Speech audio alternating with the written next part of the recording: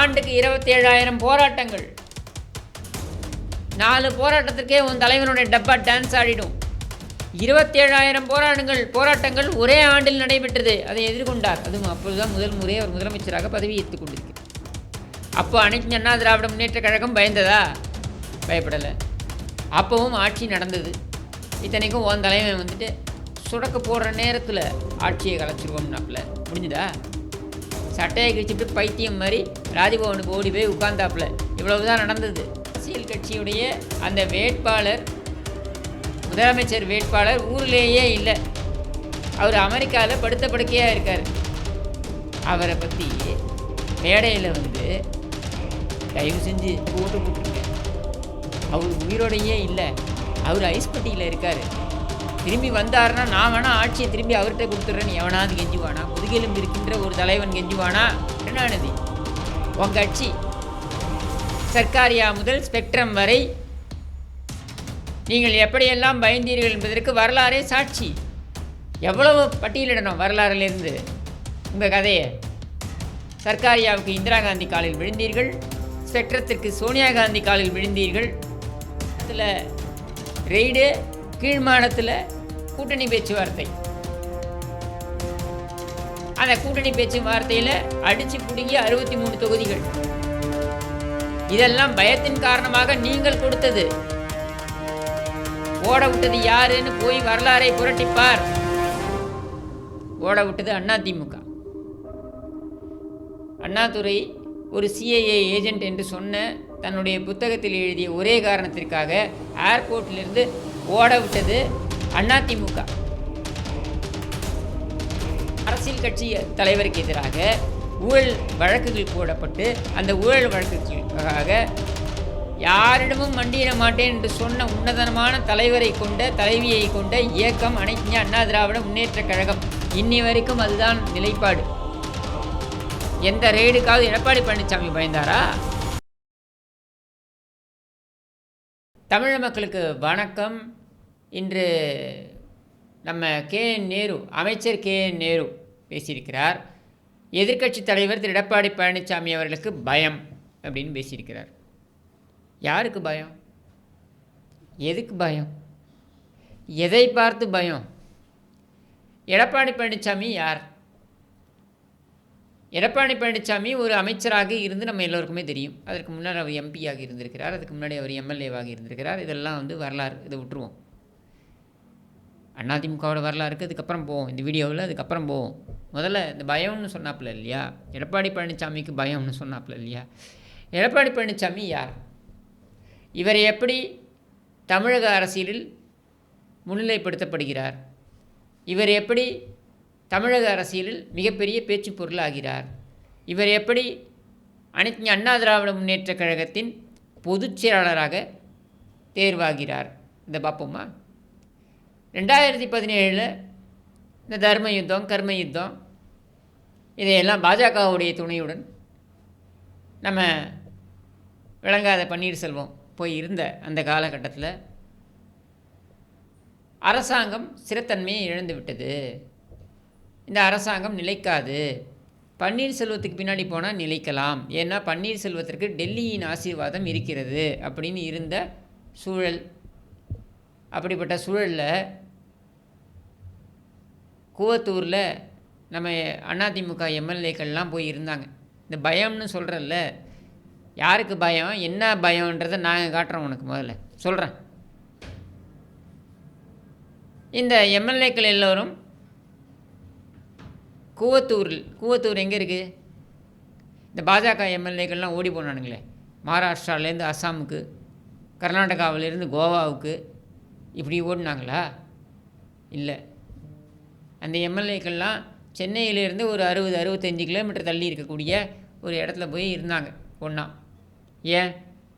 ஏன்னா இந்த பன்னீர்செல்வம் காப்பந்து முதலமைச்சர் அப்படின்றத வைத்து கொண்டு இங்கே இருக்கக்கூடிய ஆளுநர் டெல்லியோடைய ஏஜென்ட் என்ற நிலையில் டெல்லியும் பன்னீர்செல்வத்திற்கு ஆதரவாக இருக்கின்ற சூழலில் திமுக எப்படியாவது இந்த அரசாங்கம் போக வேண்டும் என்று நினைத்த அந்த சூழலில் இதையெல்லாம் எதிர்கொள்ளலாம் அப்படின்னா நம்ம எல்லாம் ஒன்றா இருப்போம்னு முடிவெடுத்து கூவத்தூரில் போய் இருந்தாங்க. இங்கே ஒரு 60-65 கிலோமீட்டர் தள்ளி இருக்கக்கூடிய கூவத்தூரில்.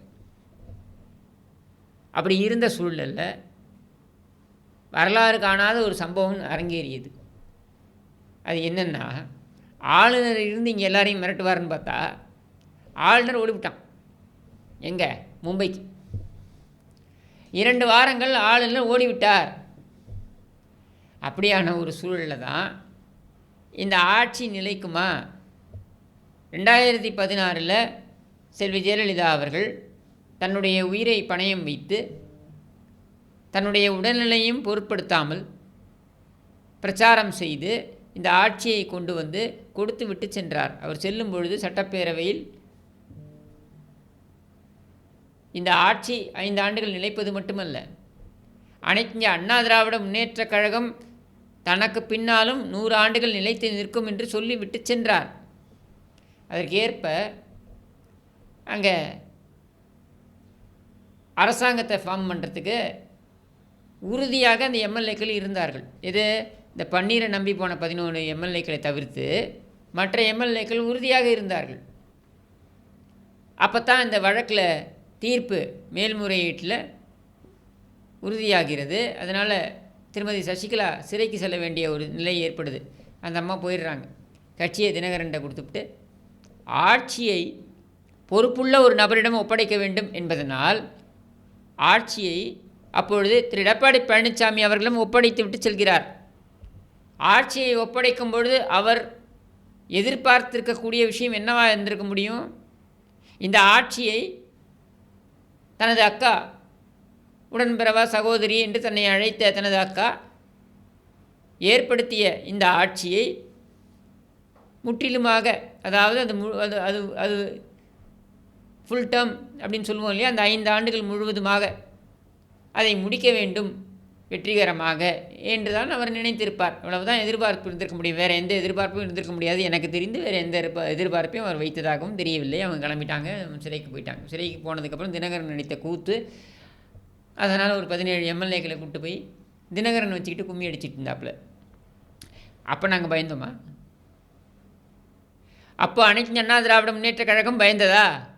பயப்படலை. அப்போவும் ஆட்சி நடந்தது. இத்தனைக்கும் உன் தலைவன் வந்துட்டு சுடக்க போடுற நேரத்தில் ஆட்சியை கலைச்சிருவோம்னாப்புல. முடிஞ்சுதா? சட்டையை கிழிச்சிட்டு பைத்தியம் மாதிரி ராஜ்பவனுக்கு ஓடி போய் உட்கார்ந்தாப்புல. இவ்வளவுதான் நடந்தது. ஒரு ஆண்டுக்கு 27,000 போராட்டங்கள். 4 போராட்டத்திற்கே உன் தலைவனுடைய டப்பா டான்ஸ் ஆடிடும். 27,000 போராட்டங்கள் ஒரே ஆண்டில் நடைபெற்றது. அதை எதிர்கொண்டார். அதுவும் அப்பொழுதுதான் முதல் முறை அவர் முதலமைச்சராக பதவி ஏற்றுக் கொண்டிருக்கிறார். இப்படியான வரலாறு வச்சுக்கிட்டு இருக்க நாங்கள் எவனுக்காவது பயப்படுறோன்னு சொன்னால் நம்புகிற மாதிரியே இருக்குது. நாங்கள் எதுக்கே பயப்படணும்? நீங்கள் தான் ஏன் பயந்துருக்கீங்க? வரலாறே பயந்த வரலாறு தான். அதிமுகவுடைய ஆரம்பம் எடுத்துப்போமா? அதிமுகவுடைய ஆரம்பத்தில் திண்டுக்கல் இடைத்தேர்தலில் அதிமுக போட்டியிடுகிறது என்ற உடனேயே கருணாநிதி என்ன பேச ஆரம்பித்தார்? நான் வெல்லவில்லை என்றாலும் பரவாயில்லை, பச்சை தமிழன் காமராஜர் வெல்லட்டும் என்றார். அதுவரையில் காமராஜரை அவ்வளவு மோசமாக பேசிகிட்டு இருந்த கருணாநிதி அதிமுக என்ற கட்சி வந்த உடனே நான் ஜெயிக்கலனாலும் பரவாயில்ல, காமராஜர், பச்சை தமிழன் காமராஜர் ஜெயிக்கணும்னார்.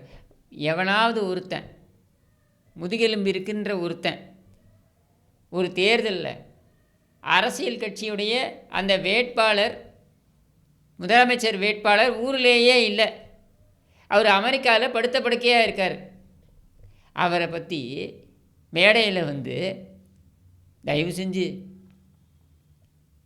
எனக்கு ஓட்டு போட்டுருங்க, அவர் உயிரோடையே இல்லை, அவர் ஐஸ்பட்டியில் இருக்கார், திரும்பி வந்தார்னா நான் வேணால் ஆட்சியை திரும்பி அவர்கிட்ட கொடுத்துட்றேன்னு எவனாவது கெஞ்சுவானா? முதுகெலும்பு இருக்கின்ற ஒரு தலைவன் கெஞ்சுவானா?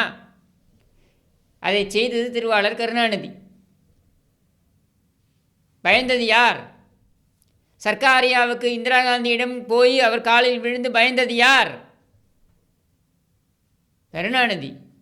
உன் கட்சி சர்க்காரியா முதல் ஸ்பெக்ட்ரம் வரை நீங்கள் எப்படியெல்லாம் பயந்தீர்கள் என்பதற்கு வரலாறே சாட்சி. எவ்வளவு பட்டியலிடணும் வரலாறிலிருந்து உங்கள் கதையை? சர்க்காரியாவுக்கு இந்திரா காந்தி காலில் விழுந்தீர்கள், ஸ்பெக்ட்ரத்திற்கு சோனியா காந்தி காலில் விழுந்தீர்கள், சர்க்காரியாவுக்கு நீங்கள் கொடுத்த விலை என்ன? 116 இடங்களில் திமுக போட்டியிடாது. 116 இடங்களில் காங்கிரஸ் போட்டியிடும். 114 இடங்களில் திமுக போட்டியிட்டது. எப்போ? 1980. இது சர்க்காரியாவுக்கு நீங்கள் கொடுத்த விலை. அடுத்து ஸ்பெக்ட்ரத்திற்கு நீங்கள் கொடுத்த விலை என்ன? மேல் மாடத்தில் ரெய்டு, கீழ் மாடத்தில் கூட்டணி பேச்சுவார்த்தை. அந்த கூட்டணி பேச்சுவார்த்தையில் அடித்து பிடுங்கி 63 தொகுதிகள். இதெல்லாம் பயத்தின் காரணமாக நீங்கள் கொடுத்தது. அதோடு நின்றுதா? சர்க்காரியா ஸ்பெக்ட்ரம் என்று நின்றதா? இல்லை. சர்க்காரியா ஸ்பெக்ட்ரம் செந்தில் பாலாஜி என்று தொடர்ந்தது. செந்தில் பாலாஜி கதை என்ன? அமலாக்கத்துறையிலேருந்து ரெய்டு வந்தான்னா ஒன்றுக்கு போனான் ஆள் பேண்ட்டில். நீ எல்லாம் பயம் பற்றி எங்களுக்கு பாடம் எடுக்கிறியா? 17 எம்எல்ஏக்களை வைத்துக்கொண்டு தினகரன் ஆட்டம் காண்பித்தான். 11 எம்எல்ஏக்களை வைத்துக்கொண்டு பன்னீர்செல்வம் ஆட்டம் காண்பிக்க, அங்கே மோடி தனிப்பெரும்பான்மையுடன் ஆட்சியில் அமர்ந்து கொண்டு யாரை வேண்டுமானாலும் எப்படி வேண்டுமானாலும் நடத்தலாம் என்று இருக்கக்கூடிய அந்த சூழலில் இந்த ஆட்சியை ஸ்திரத்தன்மையுடன் நடத்தி காட்டினார். எவ்வளவோ பிரச்சனைகள். இந்த அத்தனை பிரச்சனைகளுக்கும் பயப்படாமல் அவர் எதிர்கொண்டாரே. இந்த போராட்டங்களை கண்டு பயந்தாரா? பன்னீர்செல்வம் தான் வேண்டும் என்று டெல்லி சொன்னதே, அதை கண்டு பயந்தாரா? அல்லது 35 ஆண்டு காலம் செல்வி ஜெயலலிதா அவர்களுடன் பயணித்த ஒரே காரணத்திற்காக அந்த ஒரு குடும்பமே கோலோச்சியதே தமிழக அரசாங்கத்தில், தமிழக அரசியலில்? அந்த குடும்பத்தை கண்டு பயந்தாரா? இது எதுவுமே கிடையாது. அந்த குடும்பம் அப்புறப்படுத்தப்பட்டது. தினகரனுடைய அந்த 17 எம்எல்ஏக்கள் கதையையும் 2019 தேர்தலோடு முடிவுக்கு கொண்டு வரப்பட்டது.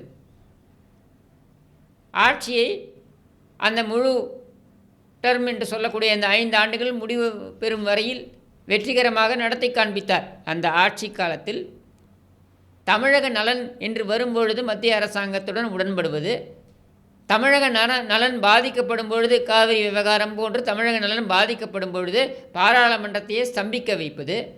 நீங்கள் உருட்டுற மாதிரி அங்கே இந்தின்னு பேசாமல் காவிரி விவகாரம் தமிழக நலன் பாதிக்கப்படுகிறதா, பாராளுமன்றம் ஸ்தம்பிக்கப்படும் அப்படின்ற நிலையை ஏற்படுத்தி, வேறு பிரச்சனைகள் தமிழகத்தை பாதிக்கக்கூடிய பிரச்சனைகள் ஏற்படுகிறதா, அப்பொழுது தமிழக நலன் பாதிக்கப்படுகிறது என்றால் நாங்கள் சும்மா இருக்க மாட்டோம் என்று ஸ்தம்பிக்கப்படும் பாராளுமன்றம் என்றெல்லாம் தான் நடத்தப்பட்ட ஆட்சி அது. இவங்க சொல்கிறாங்க மோடி தயவால் தான் ஆட்சி நடந்தது. எவன் தயவுலையும் ஆட்சி நடக்கலை. எவன் தயவுலையாவது ஆட்சி நடந்திருக்கணும்னா கவர்னர் ஓடி போயிருக்க மாட்டான். 2 வாரம் அவன் ஓடி போய் அவன் திரும்பி வந்தான். தயவு செஞ்சு கவர்மெண்ட்டை ஃபார்ம் பண்ணுங்கள், இல்லை கான்ஸ்டியூஷனல் பிரேக் டவுன் ஆகும், அரசியல் சாசனமே இங்கே நொறுங்கி போய் விட்டது என்ற சூழ்நிலை உருவாகும்னு சொல்லி அவன் கெஞ்சினான். நாம் போய் கெஞ்சலை. அப்படி உருவான ஆட்சி தான் எடப்பாடி பழனிசாமி அவர்களுடைய ஆட்சி. அது எவ்வளோ பிரச்சனை வந்தாலும் இடர்பாடு வந்தாலும் எதிர்கொண்டு நடைபெற்ற வெற்றி நடை போட்ட ஆட்சி அது. சரி, அது முடிஞ்சதுக்கப்புறம் சும்மா இருந்தோமா? எதிர்க்கட்சி வரிசைக்கு வந்துட்டோம். 2006 அதிமுக வெற்றி பெற்ற தொகுதிகளை விட அதிக தொகுதிகளை பெற்று பிரதான எதிர்க்கட்சியாக 2021 அதிமுக அமர்ந்தது. அப்பவும் மோடி தான் பிரதமர். உடனே சரண்டர் ஆகிட்டோமா மோடிகிட்ட? இல்லையா? அப்போ தான் இந்த பிரச்சனையே கிளப்புறோம். எது? ஒற்றை தலைமைங்கிற தேவை அப்படின்ற கோரிக்கையை முன்வைத்து பிரச்சனையை கிளப்புறோம். பயந்துருந்தால் அதை செஞ்சுருக்க முடியுமா? பன்னீர்செல்வம் தடுக்கி விழுந்தால் டெல்லிக்கு ஓடுறது, தடுக்கி விழுந்தால் மோடிக்கு சால்வை போடுறது, தடுக்கி விழுந்தால் அமித்ஷா காலில் போய் விழுது, இத்தனையும் பண்ணிக்கிட்டு இருந்தால் அந்த சூழலில் தானே ஒற்றை தலைமைன்ற பிரச்சனையை தைரியமாக எடுக்கிறோம். இங்கே எத்தனை பேர் சொல்லிட்டு தெரிஞ்சான்? ஒரு இலை பன்னீர்செல்வம், ஒரு இலை பழனிசாமி, ஒரு இலை பன்னீர்செல்வம். பன்னீர்செல்வம்லாம் அந்த கட்சி நடக்காது, இயங்காது, கையெழுத்து அவர்கிட்ட தான் இருக்குன்னு எவன் சொல்ல முடியும்? நாங்கள் முடிவெடுக்க முடியும், தொண்டர்கள் முடிவெடுக்கணும். அதிமுகவின் அபிமானிகளாக இருக்கக்கூடிய நாங்கள் முடிவெடுப்போம். அதிமுகவுடைய தொண்டர்கள் முடிவெடுப்பார்கள். அவர்கள் முடிவெடுத்தார்கள் ஒற்றை தலைமை தான், இஷ்டம்னா வா, கஷ்டம்னா வெளியில் போகணும். அங்கேருந்து ஃப்ளைட்டில் அமித்ஷா, மோடி மாற்றி மாற்றி வந்து இங்கே இறங்குறது, இறங்கினோடனே இந்த பக்கம் பன்னீர்செல்வத்தை நிற்க வைக்கிறது, இந்த பக்கம் எடப்பாடி பழனிசாமி நிற்க வைக்கிறது. அதாவது இவங்க சமமாக பார்க்குறாங்களா? நீ யாரா சமமாக பார்க்குறதுக்கு? நீ யாரா டெல்லியிலேருந்து குர்த்தாக மாட்டிக்கிட்டு வந்து எங்களை வந்து நீங்கள் சமமாக பார்க்குறதுக்கு அப்படின்னு நாங்கள் முடிவெடுத்தோம். நாங்கள் முடிவெடுத்து பன்னீர்செல்வத்தை தூக்கி வெளியே போட்டோம். என்ன பண்ண முடிஞ்சது முன்னால்? தேர்தல் கமிஷன் அதை பண்ணிடும் இதை பண்ணிடும். மோடி சொன்னால் தேர்தல் ஆணையம் செய்துவிடும். ஏன்னா மோடி சொல்லி தேர்தல் ஆணையம் செய்து விட்டுதான். எங்கே? பவார் கட்சியில், சரத்பவார் கட்சியில் அந்த கடிகார சின்னத்தை முடக்கிட்டானுங்க. முடக்கி அஜித் பவாருக்கு கொடுத்துட்டானுங்க. அதே மாதிரி அந்த சிவசேனாவுடைய அந்த வில்லு அம்பு சின்னத்தை முடக்கி அதை ஏக்நாத் ஷிண்டேக்கு கொடுத்துட்டானுங்க. அது மாதிரி இங்கே இரட்டை இலையை முடக்கி விடுவார்கள். அதனால் இரட்டை இலை கிடைக்காது. மோடி நினைத்தால் என்ன வேண்டுமானாலும் செய்து விடலாம். இதில் திமுக காரன் மட்டும் இல்லை, பாஜக காரனும் சேர்ந்துக்கிட்டு, தெரியுமா மோடி என்ன பண்ணுவார் தெரியுமா, அமித்ஷா என்ன பண்ணுவார் தெரியுமா, அவன் எல்லாம் டெல்லியில் என்ன வேணால் பண்ணிட்டு போவான். இது தமிழ்நாடு. இந்திரா காந்தியை எதிர்த்து அரசியல் செய்த இயக்கம் அனைத்து அண்ணா திராவிட முன்னேற்ற கழகம். ராஜீவ்காந்தியை எதிர்த்து அரசியல் செய்த இயக்கம் அனைத்து அண்ணா திராவிட முன்னேற்ற கழகம். நரசிம்மராவை எதிர்த்து அரசியல் செய்த இயக்கம் அனைத்து அண்ணா திராவிட முன்னேற்ற கழகம். டிஎன் சேஷன் என்ற ஒரு அதிகாரி, தேர்தல் ஆணையத்தின் தலைமை பொறுப்பில் இருந்த அதிகாரி, ஓட விட்டது யாருன்னு போய் வரலாறை புரட்டிப்பார். ஓட விட்டது அதிமுக. அண்ணாதுரை ஒரு சிஐஏ ஏஜென்ட் என்று சொன்ன தன்னுடைய புத்தகத்தில் எழுதிய ஒரே காரணத்திற்காக ஏர்போர்ட்டிலிருந்து ஓட விட்டது அதிமுக. இதே சுப்பிரமணிய சுவாமி, எந்த வழக்கிற்கும் எதற்கும் பயப்படாத சுப்பிரமணிய சுவாமி, இந்திரா காந்தி எமர்ஜென்சி காலத்தை, அந்த எமர்ஜென்சியை அமல்படுத்திய காலத்திலேயே பாராளுமன்றத்திலே வந்து பேசிவிட்டு தப்பி ஓடிய சுப்பிரமணிய சுவாமி சென்னைக்குள்ளேயே வர முடியாத சூழலில் டெல்லிக்கு போய் முன்ஜாமீன் கோரக்கூடிய அளவிற்கு ஓட விட்டது யார்? அதிமுக. சென்னாரெட்டி என்ற ஆளுநர் சென்னையிலேயே நடமாட முடியாத சூழ்நிலை ஏற்படுத்தியதாவது அதிமுக. உங்களை மாதிரி ஆட்டுக்கு தாடி அப்படின்னு பேருக்கு சொல்லிவிட்டு அங்கே போய் டீ உறிஞ்ச போனவங்கெல்லாம் அதிமுக கிடையாது. போய் எடுத்துப்பார் வரலாறை. 32 ஆண்டு காலம் அதிமுக இந்த மாநிலத்தை ஆண்டிருக்கிறது என்றால் நெஞ்சூரத்துடன் இந்த கட்சி இருந்த காரணத்தினால்தான் அது ஆண்டிருக்கிறது. எவனுக்கும் எதற்கும் யாருக்கும் நாங்கள் பயந்ததாக வரலாறு கிடையாது. ஆனால் உங்கள் வரலாறு மொத்தமுமே எவனுக்காவது பயந்து தான் இருந்திருக்கீங்க. நீங்கள் ஆட்சி இருக்கிறதுனால நீங்கள் ஆட்டம் போட்டுக்கிட்டு இருக்கீங்க, அவ்வளவுதான். ஆட்சி போயிடுச்சுன்னா உங்களை சுற்றி ஒரு பயம் இருக்க மாட்டான், நீங்களே கூட தென்பட மாட்டீங்க, பாதி பேர் அப்ஸ்காண்ட் ஆவீங்க. ஒரு அரசியல் கட்சி தலைவருக்கு எதிராக ஊழல் வழக்குகள் போடப்பட்டு அந்த ஊழல் வழக்குகளுக்காக யாரிடமும் மண்டியிட மாட்டேன் என்று சொன்ன உன்னதமான தலைவரை கொண்ட தலைவியை கொண்ட இயக்கம் அனைத்து அண்ணா திராவிட முன்னேற்ற கழகம். இன்னி வரைக்கும் அதுதான் நிலைப்பாடு. எந்த ரெய்டுக்காவது எடப்பாடி பழனிசாமி பயந்தாரா? சிபிஐ, அமலாக்கத்துறை, இன்கம் டேக்ஸ் என்று எதை வேண்டுமானாலும் வை, நீ எதை வைத்தாலும் நான் முடிவு செய்வது தான் தமிழ்நாட்டில் என்று எடுக்கக்கூடிய நிலைப்பாட்டை கொண்ட ஒரே தலைமையை கொண்ட இயக்கம் அனைத்து அண்ணா திராவிட முன்னேற்ற கழகம். உங்கள் கட்சியால் முடியுமா? வெள்ளைக்குடையை தூக்கி ஓட மாட்டிங்களா? இன்றைக்கி சொல்கிறேன், எழுதி வச்சுக்க. உன் மாப்பிள்ளை சார் இருக்கான் பாரு, நீ பயந்து நடுங்கிறிய. கருணாநிதியோட அரசியல் பண்ணிவிட்டு இன்றைக்கி இன்பநிதி வருவானா, சபரீசன் வருவானா, ஐயோ உதயநிதி வந்துட்டானேன்னு காத்துக்கிட்டு இருக்கியே. உன்ன மாதிரி பயந்து புலம்புறாங்க நாங்கள் நினச்சிட்டியா? உன்ன மாதிரி தொடை நடுங்கிகள் ஸ்டாலினுக்கும் பயப்படுவீங்க, ஸ்டாலின் மகனுக்கும் பயப்படுவீங்க, ஸ்டாலின் பேரனுக்கும் பயப்படுவீங்க, அந்த பேரனுக்கு புழக்கத்துக்கும் பயப்படுவீங்க. நாங்கள் யாருக்கும் எப்பொழுதும் பயந்தவர்கள் கிடையாது. 35 ஆண்டு காலம் கோலோச்சிய ஒரு குடும்பத்தையே அனாயசமாக தூக்கி எறிந்தவர்கள் கட்சியிலிருந்து. இதே அமித்ஷா, இதே மோடி நிர்பந்திக்கிறார்கள், அவர்கள் தவறாக எடுத்துக்கொள்வார்கள், அவர்கள் கோபித்துக் கொள்வார்கள், இப்படின்லாம் சொல்லப்பட்ட பொழுதும் நாங்கள் எடுத்த முடிவு, தொண்டர்களுடன் சேர்ந்து நாங்கள் எடுத்த முடிவு, கூட்டணி கிடையாது என்றால் கூட்டணி கிடையாது. எங்கள் தலைமை கூட்டணி வேண்டும் என்று சொன்னால் கூட்டணி இருக்கும். இப்படி ஒரு கூட்டு முடிவாக நாங்கள் எது எடுத்தாலும் அதில் உறுதியாக நாங்கள் இருப்போம். எங்களுக்கு என்ன பயம் இருக்க முடியும்? உனக்கு தான் ஏன் வெள்ளைக்கூடை தேவை? உனக்கு தான் ஏன் ஈடியை பார்த்து பயம்? பேண்ட்டில் ஒன்றுக்கு வருது. உனக்கு தான் ஏன் போலீஸை பார்த்தாலே ஐயோ கொள்கிறாங்களேன்னு சொல்லக்கூடிய ஒரு மனநிலை? உனக்கு தான் ஏன் ஊரை விட்டு ஓடுற மனநிலை போலீஸ் வந்தால்? நாங்கள் அப்படி கிடையாது. எது வந்தாலும் எதிர்கொள்வதற்கு நாங்கள் தயாராகவே இருக்கிறோம். உன்னை நம்பி மக்கள் ஆட்சியில் அமர்த்தி இருக்கிறார்கள். மக்களுக்கு என்ன வாக்குறுதிகளை கொடுத்தீர்களோ அது எதையுமே இந்த 3.5 ஆண்டுகளில், இன்னும் சொல்ல வேண்டுமென்றால் 4 ஆண்டுகள் நிறைவாக போகிறது. இந்த 4 ஆண்டுகளில் நீங்கள் எதையுமே கிழித்து விடவில்லை. அதற்கு முதல்ல பதில் சொல்கிற வழியை பாரு. அதை விட்டுவிட்டு நாங்கள் பயப்படுகிறோம், நாங்கள் அஞ்சி நடுங்குகிறோம், இந்த கதையெல்லாம் எங்கள்கிட்ட விடாதீங்க, சரியா?